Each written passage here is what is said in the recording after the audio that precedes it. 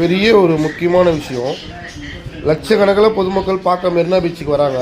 அவங்களுக்கெல்லாம் பாதுகாப்பு யார் தருவோம்? சரியா? என்ன உத்தரவாதத்தோடு நீங்கள் இதை வந்து அனுமதிக்கிறீங்க?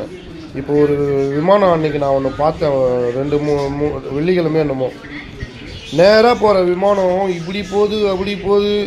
போகும்போது விமானம் வெடிச்சிருச்சுன்னா என்ன பண்ணுவீங்க? யார் உயிருக்கு பாதுகாப்பு? யார் உத்தரவாதம் தருவா? விமானம் வெடிச்சிருச்சுங்க ஐயா, இருக்கிற மெரினா பீச்சில் அவ்வளோ ஜனம் இருக்குது, வெடித்து செதறி எதனா ஒன்று ஆகி போச்சுன்னா யார் பாதுகாப்பு? யார் கேட்டா?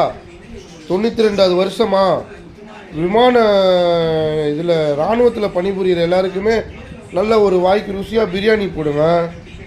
அவங்களுக்கு எதனா ஒரு ஃபேமிலிக்கு எதனா செய்யுங்க. இல்லை இல்லாதப்பட்ட ஏழை குழந்தைகளுக்கு எதனா பண்ணுங்கள். படிக்க வசதி இல்லாத குழந்தைங்களுக்கு எதனா காசு கொடுங்க.